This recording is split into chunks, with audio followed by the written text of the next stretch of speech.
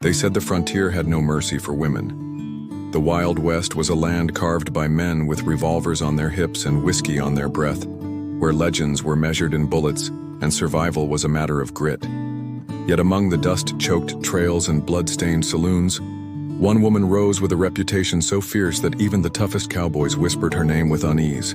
Her name was Cora Belle McLeod, though few dared say it aloud. To most, she was simply the Viper of the West. Every frontier town had its share of outlaws, bounty hunters, and broken men who rode hard and lived fast. But Cora Belle was something different. She didn't arrive with fanfare, nor did she seek attention. She drifted into Dodge City one evening in the 1870s, a slim figure in a black riding coat, her wide-brimmed hat pulled low, her revolvers polished to a mirror shine. The first thing people noticed weren't her guns, though. They noticed her eyes. Sharp, storm gray, and unflinching. Eyes that looked through a man as if weighing his worth in seconds. The whispers began after her first night in town. A drunken ranch hand, convinced a woman couldn't handle herself, tried to corner her outside the Long Branch saloon. He reached for her arm. She didn't flinch. Instead, she drew her Colt with lightning speed. The barrel pressed beneath his chin before his hand even touched her sleeve. She didn't pull the trigger. She didn't need to. By dawn, the entire town was buzzing, and with that, the legend of Cora Belle McLeod was born. But who was she really? Some said she was the widow of a cattle rancher murdered by rustlers, forced to pick up a gun to survive. Others swore she had once ridden with Jesse James himself, a secret sharpshooter who never missed. The truth was hazier, tangled between rumor and fact. What's certain is this: Cora Belle came from nothing. Born on the edge of the frontier, she grew up in a world where survival meant learning to ride before you could walk and to shoot before you could read. When her family was wiped out in a raid, she didn't cry or beg. She saddled a horse, strapped on her father's revolver, and swore never to be a victim again. In the Old West, men fought for dominance.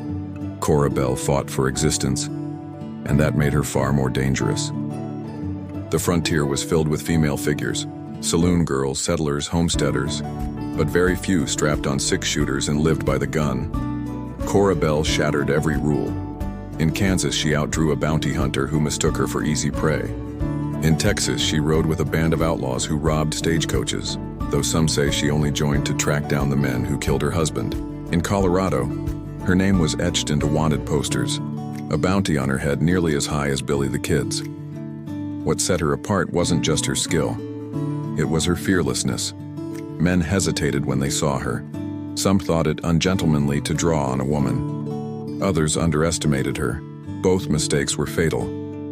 By the time she reached Arizona territory, she had carved her reputation with bullets. Locals swore she never missed a shot. They called her the Viper because, like a snake, she struck fast and without warning. Every gunslinger's legend rests on one defining moment, and for Cora Belle, it came in a dusty New Mexico town. A notorious outlaw named Eli Red Hand Carver had been terrorizing the territory, leaving behind bodies and burned homesteads. The governor offered a massive reward for anyone who could bring him down. Dozens tried. Dozens failed. One hot afternoon, Carver rode into the town of Silver Creek, certain no one dared face him. But there she was, Cora Belle, standing in the middle of the street, black coat billowing in the wind. "Red Hand," she called, her voice carrying over the silent crowd. "Your reign ends today."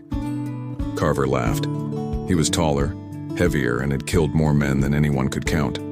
But when the guns were drawn, laughter turned to silence. 2 shots cracked the air.